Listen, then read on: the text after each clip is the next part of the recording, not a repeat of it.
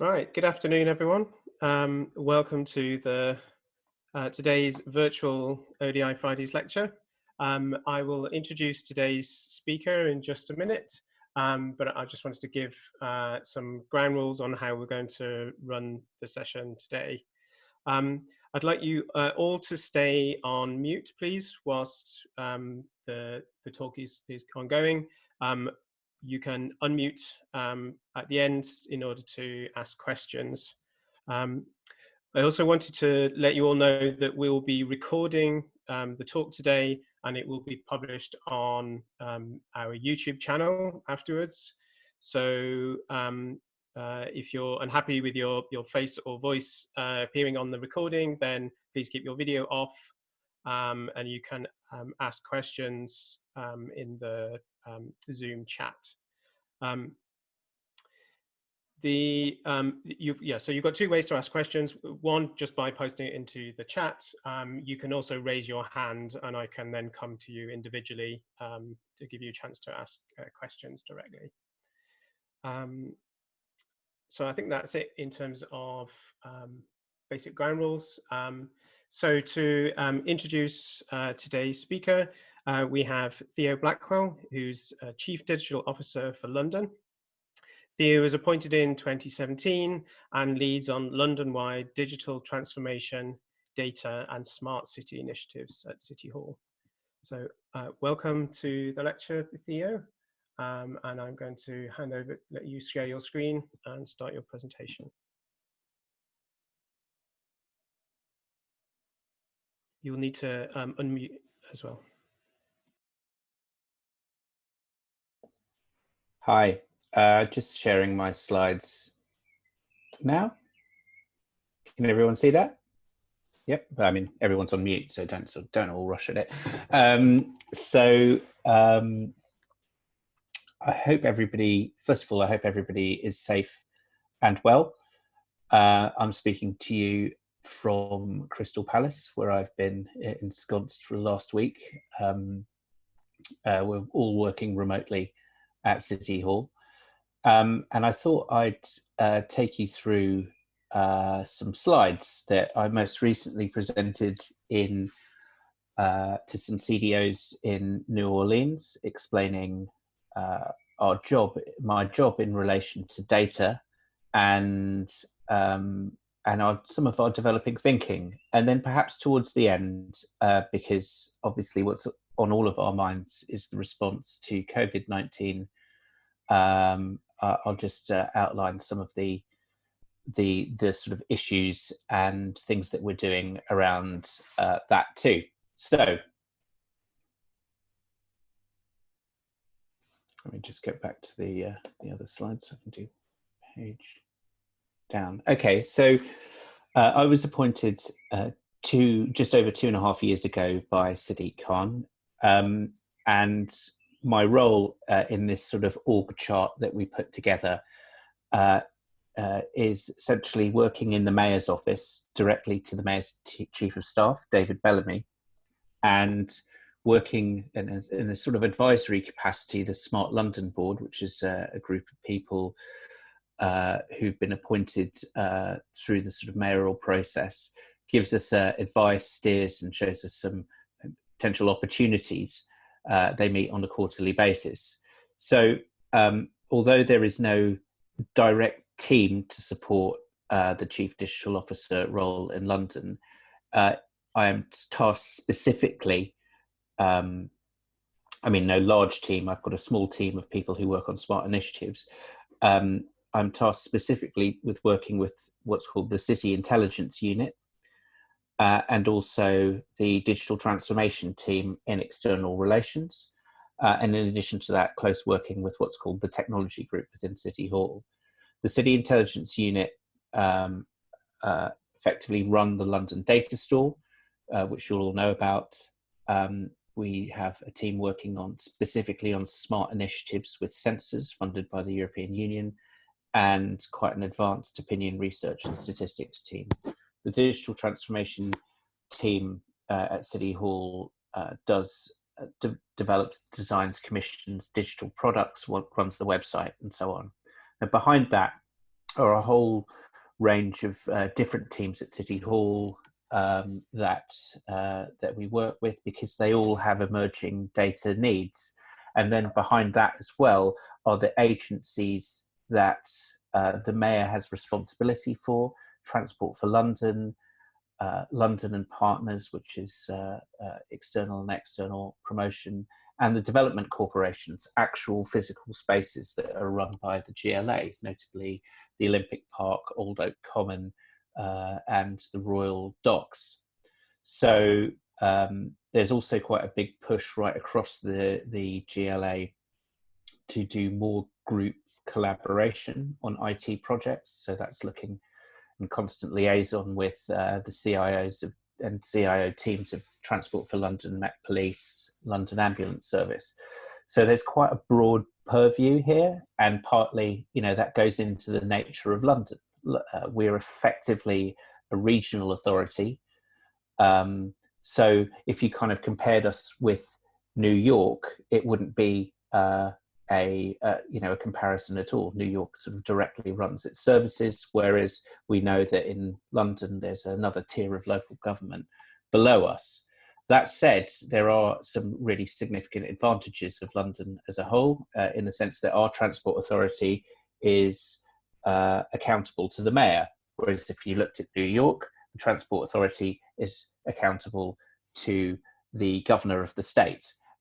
So all cities, as I'll talk to later, have collaboration challenges. They're just manifested in different ways. And really my role was to come in primarily to address the issue of our very federated system and the collaboration challenges that are arising thereof. And I think you can, I think with us, we really looked at how in phase one, if you like, the first 3 years, how we could build better collaboration between the various public service entities in the city, seek out better private sector contacts with the tech community, and really build our strengths with universities. And so the Smarter London roadmap that we put together in 2018, which you see on your screen, essentially has 5 main areas of work, and there are about 20 or 25 initiatives that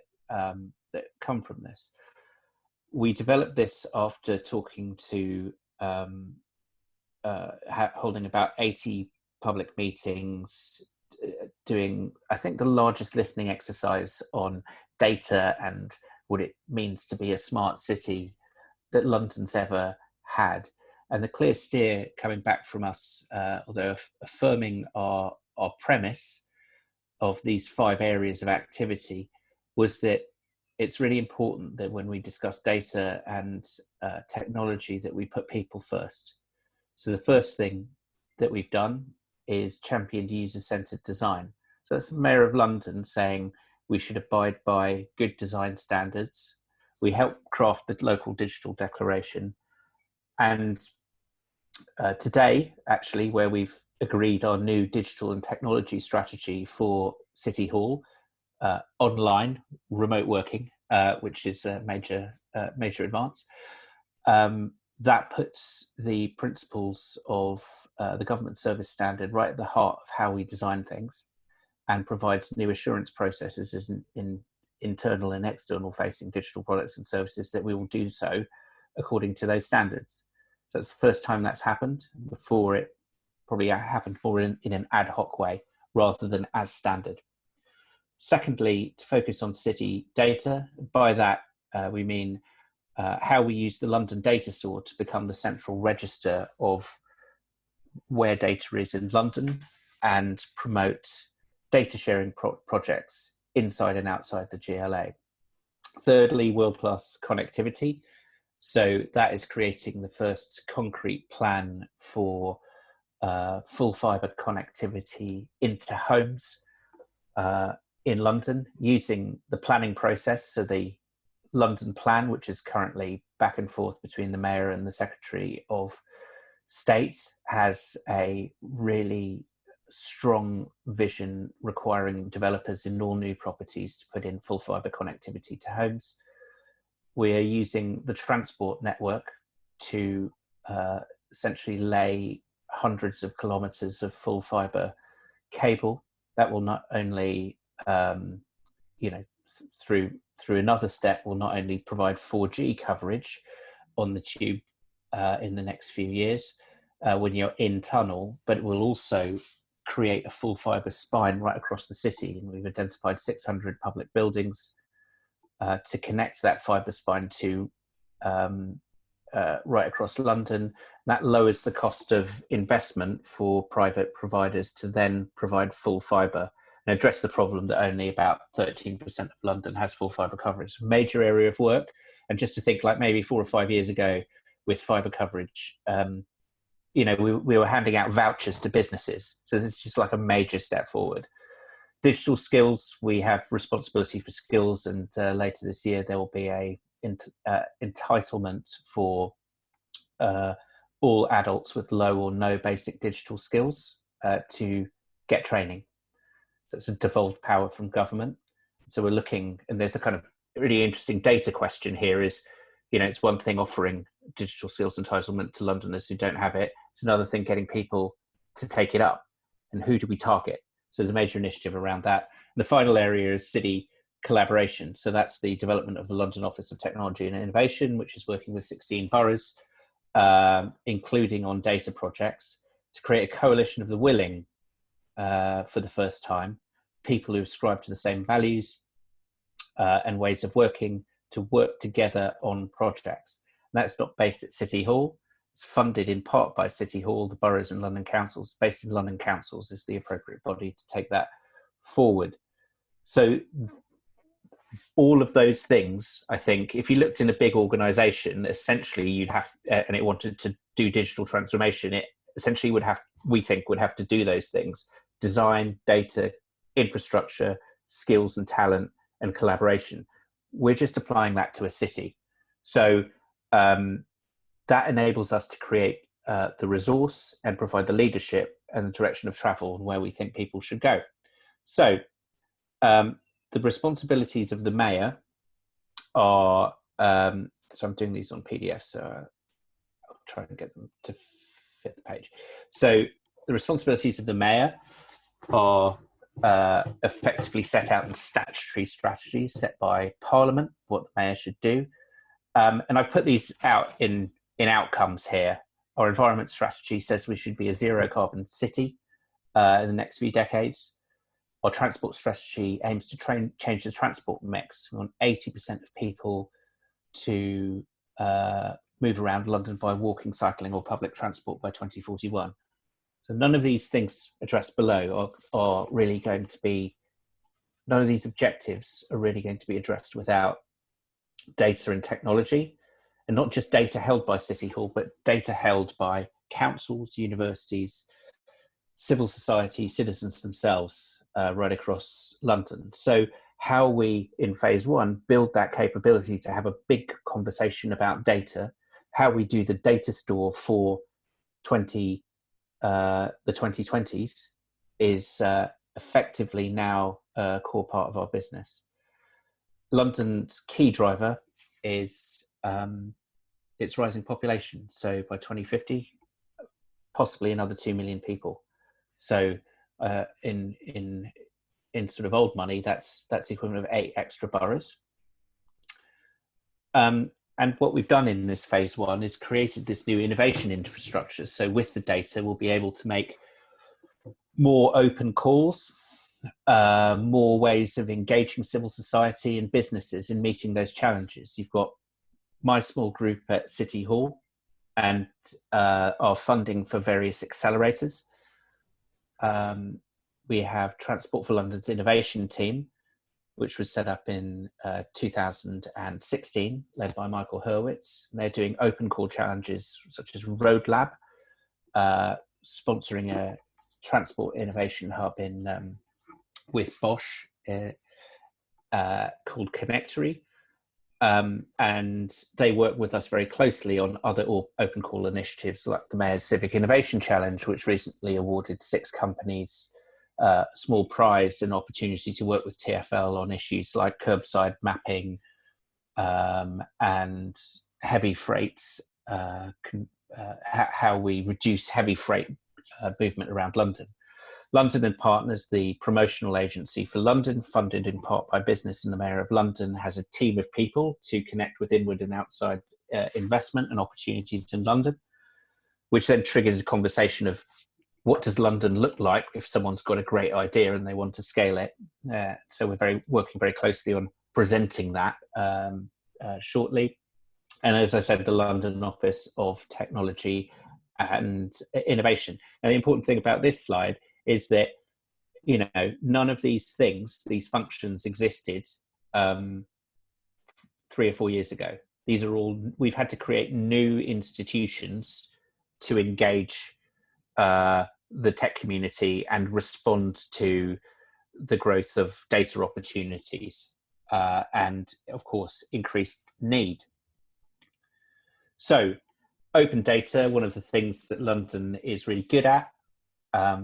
It's got a strong track record in publishing open data, but we know today that it only is the tip of the iceberg. There are more types of data available to us. A lot of it is commercially confidential or is personal, and so rules apply to it. And we know that in order to meet those challenges, we need to use combinations of data, not just data that is open. So we've worked with the Open Data Institute and done some discovery ourselves on the London Data Store, which, although rebooted in 2015, effectively we think we need to rebuild it now to meet today's circumstances. And really, when the first data store was created in 2010, the kind of user needs of data, like who would be using it or creating things, weren't really, I think, fully taken into account. The whole culture at the time was, publish that data. And we wouldn't sort of know who was publishing it because that wasn't the point. It was just getting the public sector to open up data. So it slipped by without, or it slipped through without actually engaging a lot of service design principles. So now when we look at designing it, we want to know who uses the data store so we can really meet their needs. So that was a large part of our work with the Open Data Institute. And we're currently developing a process with Public Digital, Mike Bracken's consultancy, and that's funded by Bloomberg Associates, to develop the data store not so much as a product within City Hall and a small team, but as a service to the organisation and indeed other users in London. So our ad hoc approach at the moment can be quite challenging. We sometimes have challenges sharing data in London, so we also need to use this process to engage with improving the data sharing that we have right across public agencies. So just turning to this slide here, what we think that the data store has, not only is, in terms of reputation and the data sets that we have at the moment, is that we think it has a distinctive approach. And when I look at other cities and what they call smart city platforms, it seems very much to me that what they have is a kind of massive repository of data from sensors and other places in one place in order to sort of do stuff. And I think we approach it slightly differently, and we say, well, what's the stuff we want to do? And then how can we source the data through a trusted data store approach? Also, because of the way London's made up, I don't think we'll ever get to the point where there is a place where all the data is held. What we will have more is a kind of web of different data sort of owners. And the job of the data store is to make the case for how that data should be shared and what the public benefit should be. So at the moment, you see on the screen, we've got work on air quality with King's College London. That ultimately will be able to produce effectively a sort of a 48-hour version of a weather report for air quality on an open API, which people will be able to innovate from. infrastructure mapping, where we share commercially sensitive data from construction companies and others, so that the benefit to the public would be to dig up the road once for utilities and others when you're constructing a site, rather than having different entities coming up, digging a road up many times. That's pretty close to a data trust that's currently in operation. We've got work with the Geospatial Commission. We've got on mapping underground assets, so to increase the construction, to help construction times, because quite often major construction projects are just delayed because they hit something they didn't know it was there, which is also a danger to life. We've got work on IoT data with Greenwich, funded by the European Union. We work with the on violence reduction, sharing quite a lot of sensitive information. And we have a major project on publishing open planning data openly with a new automated system, which should come on stream later this year, which I think is a model for the rest of the country. Now, planning being core business for the GLA, we are a planning authority. It's really important that we invested a lot of time and effort in getting that right. So we've been working really closely with the local government digital fund, which we were awarded money for, and the number of councils on that particular project. So just going through some of these here, just so you get a sense of the projects going on. Transport for London obviously is an open data champion in its own right because of the unified API. And it's got various commercial partnerships. It's done quite a lot on anonymous mobile phone data. So when you go through tube stations where you can get a mobile signal in the station itself, gives us an idea of true passenger numbers, routes people are taking through the underground network, and real insights that we didn't have before or would have to be done by human beings. I think there's a future question for TfL about how innovation isn't just through open data, which it mainly was before, when the unified API allowed Citymapper to exist and so on. I think it itself has quite a lot of data. So what's the next step for TfL? It's a really important question. The real game changer in London in terms of data is something we're working quite closely on. The NHS One London programme is unifying the social care records with the health records, which has potentially tremendous benefits, not just to the operation of the NHS, but also insights into ill health, so that we can prevent acute need arising or presenting itself when it's too late. That has involved a really interesting conversation and really detailed conversation with citizens about the use of their data.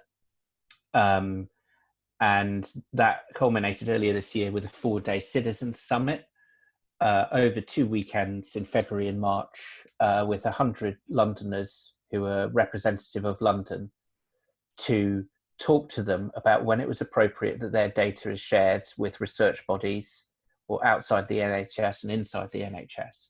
And so they made some really interesting recommendations about governance. There was actually, quite a lot of support, majority of support for data sharing, a significant majority of support for data sharing. And it gave us insights into why data sharing wasn't happening at the moment. It's a really important part of our data conversation. And now we've got London Office of Technology and Innovation, which is run by Eddie Copeland at London Council. So that's doing a huge amount of work on just setting the kind of shared values that go beyond information governance rules, including a joint statement of intent on responsible data sharing, working with the Manchester Combined Authority to make the information governance process better. It's launched City Tools London, which is on an open API, which is a map of all of the technology products that 22 of the 32 boroughs have, and mapping them against the actual services and when the contracts run out. So this enables us to actually open up a conversation with providers 70% of London services are provided by about 15 firms. So it gives us an idea of the technology mix and our ability to talk to them about open APIs and how they should be established in the future. So really important groundwork for us there. Finally, on this, we also had an IoT sprint week. So for 1 week, some of you may have been involved. We brought together academics, citizens, businesses to talk about the uses of Internet of Things and sensor technology, including a discussion about data ethics. So instead of having a series of seminars over 6 months, we just said, let's just do it in a week. And actually, one of the important things of the London Office of Technology and Innovation is just have a way of working, which is really quite different from how local government normally works.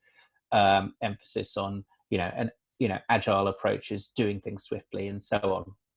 So, sorry, I'll just get this slide out. It's quite important. My graphics are not that good, and I always want to looking to enhance this one. But the central hypothesis of data in the future for London, the Data Store 3.0, is, as I say, not that kind of central repository of all of London's data, because that wouldn't be practical. It sort of goes with the grain of how London's built, and instead, we would have a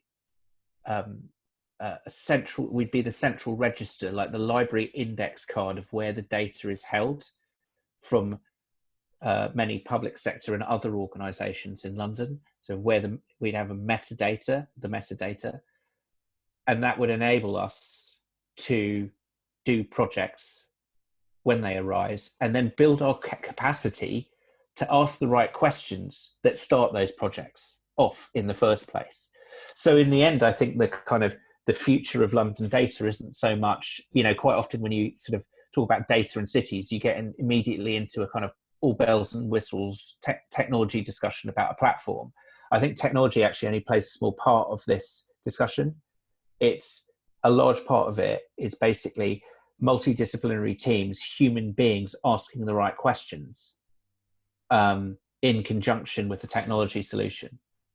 So it's really interesting. So it's almost I was pointed in the direction of a US state, which is approximately the same size of London, and as a state government, they were kind of thinking, how do we fit together all of our towns and cities and all of their data resources? And so we have the same kind of challenge as a US state in that sense.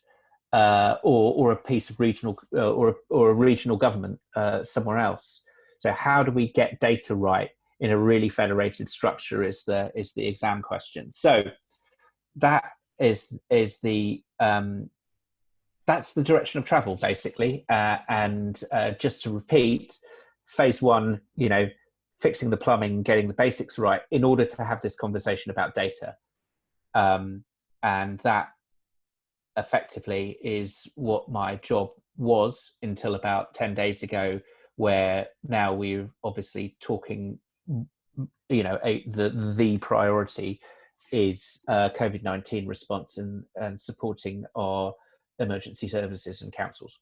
So I'll leave it there, and then there's a couple more slides in the appendix that might address questions as they arise. Thank you.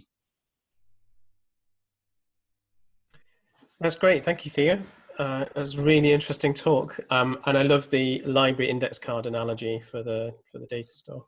It's how I remember libraries. I'm sure they're very much more digital now than when I was at university. Yeah, I remember them much the same way. So I wanted to open it up to questions now. So if anyone has a question for Theo, like I say, you can either raise your hand and then I can come to you individually, or you can put a message in the group chat. So while I'm letting you ruminate, I've got a question to get us started. So I was really struck by how you were describing GLA as essentially a regional authority working with lots of boroughs, and I'm wondering if that you've got lessons or insight for other regions of the UK about what they could replicate from what you've been doing in London. That's a very good question. I think it's quite interesting. The GLA is not the same as it's obviously national institutions like Scotland and Wales. Scotland in particular has, quite an advanced setup on data and on innovation, some of which we have reused and repurposed. For, LOTI, for example, London Office of Technology and Innovation, it is essentially based on the model of the Scottish Local Digital Office, repurposed for London, and with a bit of lessons learned as well. But on the other hand, we're different from the combined authorities, who in a sense are closer to the councils. And so there's actually quite a lot that we are learning from Manchester, in particular, Manchester Combined Authority, and the work that they've done on information governance. And we are also forming a partnership with Leeds City Council and their work in the region there, because they've got a really good tradition, as ODI knows, on doing data and doing data well. So I think there are, I think, I'd like to think that we have learned and adapted from what works elsewhere in doing London. And I think that is now reflecting back outwards to other people who are saying, we need better collaborative ventures. How do we do them? Because old structures aren't appropriate. Great, thank you. We have a question from Hannah. Hannah, do you want to unmute and go ahead? Yeah. Was there any real culture change that had to happen inside the GLA itself for you to be able to reach your goals? Like, did you have to convince anybody to work, any colleagues to work differently? I think I'll answer that two ways. One is there's a tremendous amount of goodwill that this was a need that needed to be, responded to or fixed. The GLA historically has focused on data-wise, been very good at that kind of medium, long-term analysis, essentially supporting its core role to kind of go, what does the city look like in 5, 10, 20 years? The chief culture change has come from embedding the principles of the Local Digital Declaration, the effectively GDS principles in a GLA setting. So we are now, the first thing I did was to bring in a peer review from the Local Government Association to assist us with those observations. And we now, and in part, this morning, have put in place a programme to ensure that that's embedded in how we see transformation. So it was definitely seen as a need, but it hadn't quite been expressed in that way. And certainly, I think the biggest challenge has been how we see data more as a service rather than a sort of team and a data stored product. So that work is basically still ongoing and probably still has a way to go. But we now have basically senior level acceptance that approach is the right one. It's a good question. Great, thank you, Hannah. So we have a question from Jay. Jay, are you happy to unmute and put your question to Theo? Okay, it sounds like there's some background noise, so I'll ask it on your behalf. So Jay's question was, in terms of procurement of third-party technologies for your work, what essential factors are they analysed against and on what scale? E.g. security 5 out of 10, privacy 7 out of 10, accessibility, etc. It's probably a question. I mean, it's probably not a question I could answer in too much detail. What we have done now as part of our new digital and technology strategy is we've set up a specific board which convenes technologists and service directors that provides assurance to all technology products that we purchase. And it provides, in a sense, that wider view where some of those questions, technology questions are definitely asked and historically have been asked by the technology group. But in a similar way to the GDS spend control system, we're setting up an assurance system that can follow a digital product all the way through, and it will have to be agreed by the digital board before it gets money from the Mayor of London. Previously, there was an assurance process, but some projects that weren't really seen as digital might not have gone through them in that way. So there would have been a check from a pure technology angle, but I don't think there was a realization that basically most things that we do these days are digital and therefore have to go through that gateway. So that basically has now been put in place.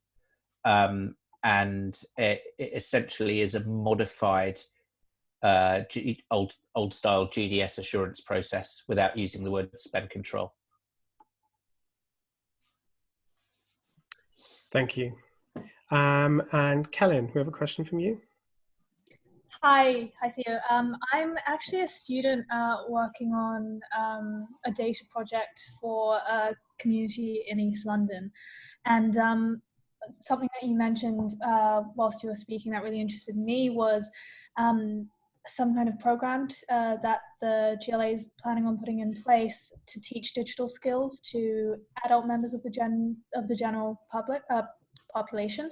So I was wondering how you were all thinking that this would work and what the intended impact would be, because obviously I've found it to be, and I'm definitely no expert, just trying to get people to kind of understand the impact of data for them personally and for kind of broader society, when they might not be necessarily that interested or be able to find that type of information accessible is really difficult. So the project, the big intervention that we'll make is about basic digital skills for adults. So currently, low digital skills are assessed against about five or six criteria set by the government. If you have low or no digital skills and are over the age of 19, you will be able to get some adult education by going along to a course, and it will be free. As I said, the challenge for us is to basically make sure that that is marketed properly to the people who need it. It's one thing basically saying it's on offer. It's another thing getting people who don't know that they need something to access it. So we will be relying very much on civil society and community groups to spread that. But I think also what you were you may well also be getting at is, for those people who have some digital skills, how do they become more digital leaders to see that the way that their organization collects data is actually really, really important, and how they use data is really important. And I think that's certainly a need. It's not just a public sector need, but my primary area of work has been to look at the public sector. I think that it's a really important area for us to focus on in the future. And I think the current crisis, where we will need good data from community and voluntary groups about needs, which might change on a weekly basis, to be fed through to people who can make decisions about them. That will come to the fore.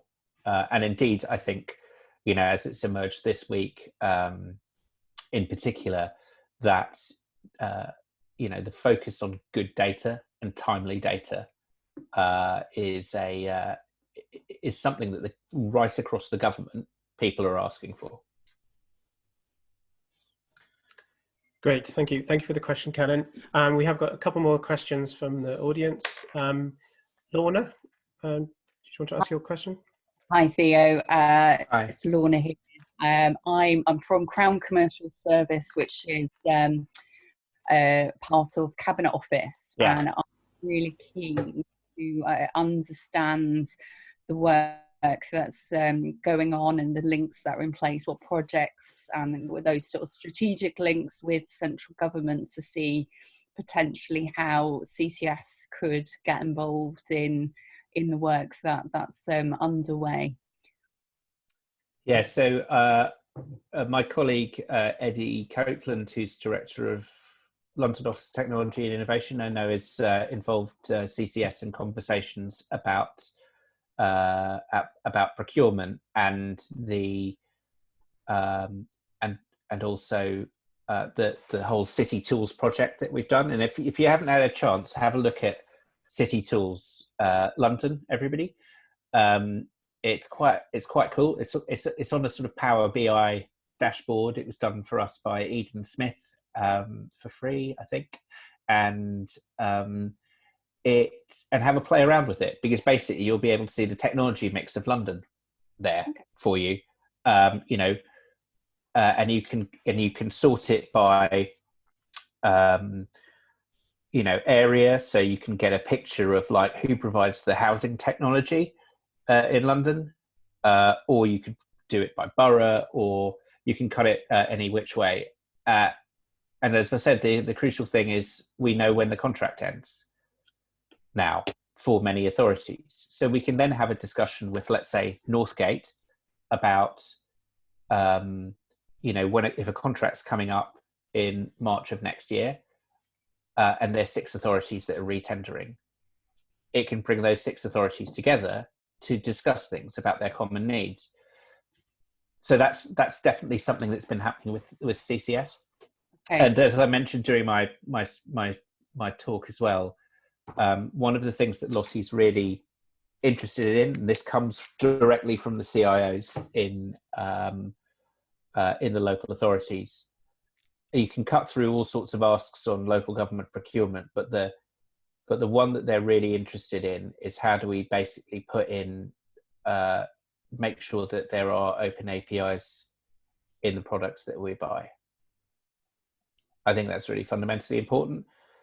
And, it's sort of like, if you flip it around, without them, it actually degrades the need for data people within local authorities, because essentially that function is outsourced and sometimes comes at a cost. So that is a really, philosophical and practical first step that I think, needs to be addressed right across local authorities. And we think transparency, normally we'd kind of like try and lobby for a change, but actually we're building the arguments and the data for that change to happen. Whether government does it or we just do it on our own. Thank you. Great, thank you, Lorna. I think we've got time for maybe 1 or 2 more questions. So, Andy, do you want to ask your question? Yes, thanks, Theo, for a fantastic presentation. It was very enlightening to hear about the philosophy. One of the questions I'd like to sort of build on, and I was very sort of reassured to hear that you were taking a purpose-based approach to the London development, as opposed to let's put all the data there and see what comes out of it. Obviously, an element of that's still there. The purpose-based approach, who and how are these purposes being decided, and what might be the sort of long-term visioning that might help guide and provide some sort of structure to what those purposes might be? There's a reason I'm asking that, in that we recently completed a piece of work commissioned by the Royal Free Charity looking at what might be the long-term vision for healthcare, given that there's an explosion of sensors and data. So I was interested to hear about the work that you were doing about hooking records together, but that almost represents a small piece of the future set of possibilities and data. So we were looking very much at a sort of cells to cities model of health and well-being, saying that there's data from all of those environments, from within sensors in the body, on the body, around the body, in the environment, they're all going to produce data that could be massively powerful in supporting individuals to live better, sort of healthier and increase well-being, but also to understand structurally what are the issues that underlie why certain people seem to suffer more, why there's such great health inequalities, and how bringing the data together enables us to see health outcomes and also structures and environments, and be able to understand with more precision what's going on to inform policy and sort of a wider ecosystem of actors to act on that. Love to hear your thoughts on that, and would love to share with you some of the work we've been doing on shining a light on what that might look like in the future, because I think it's quite interesting. Yeah, thanks very much. So I just had some lunch put in front of me.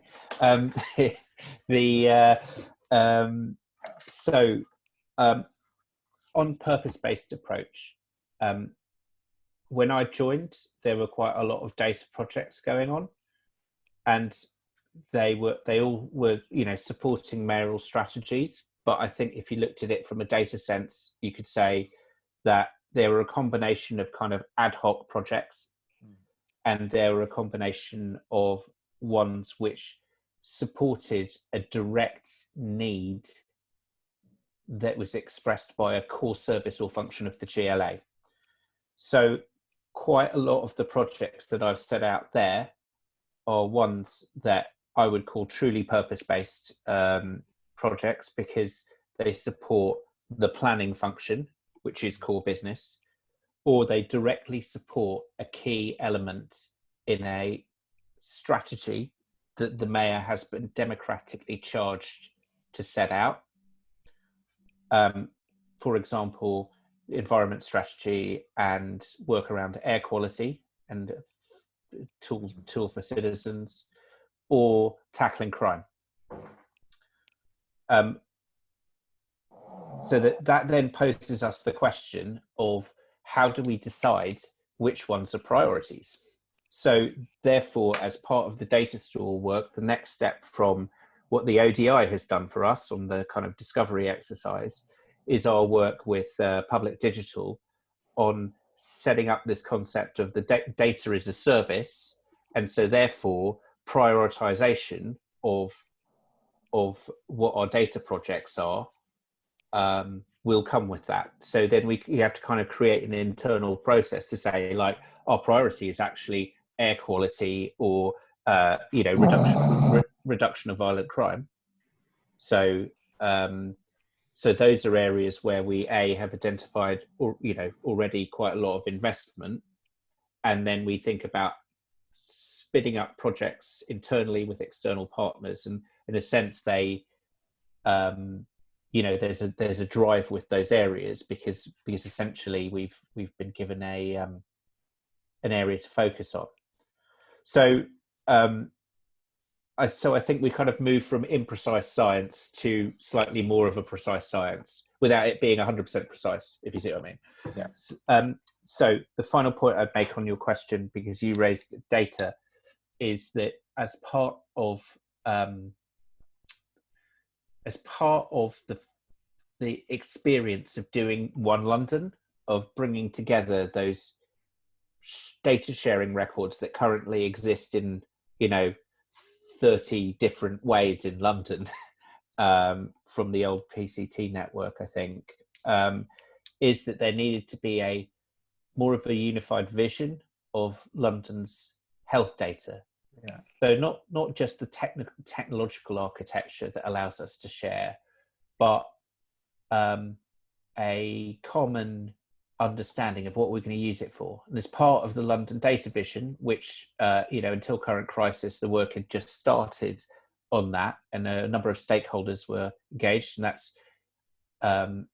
that's all led by the regional medical director and Sir David Sloman, who of course was at the Royal Fee before.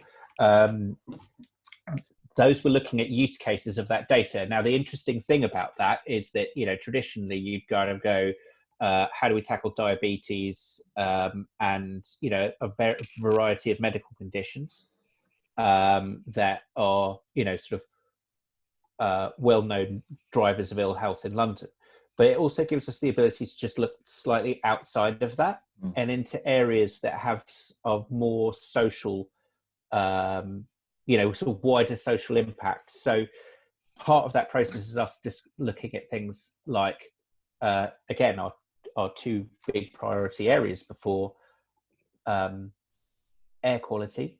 So how does the London Health Data Vision come up with a really good use case on air quality where we can combine respiratory data with housing data or proximity to motorways, attendance at schools near motorways, that sort of thing. Yeah. And violent crime reduction. So how do we combine that data so we get as part of violent crime reduction isn't just the sort of immediate stuff of collating data about victims and environment. It's looking at those really long-term indicators and what interventions can we do, at an early age or with some families to stop something happening 5-10 years down the line. So that's a really interesting opportunity, and that's why I sort of said One London was a bit of a game changer, because it then opened up this need for a wider vision, which brought in social factors into play. So, sort of watch this space on that. It's really important, but of course, it does involve a lot of thinking about ethics. Yes, no, absolutely. And okay, well, I'll share with you the work we've done. Also, yeah, please get in contact with me. Yeah, and with David, because he was interviewed and part of this program. So great. Thank you so much. Great, thank you for the question, Andy. We are out of time for today. So Theo, I really appreciate you giving your talk today virtually. I think it went really well. It was really interesting. Thanks to everyone for coming along and having such great questions. So, great, thank you. It's a real pleasure. Good questions. Thanks everyone. Thank you. Bye. Bye.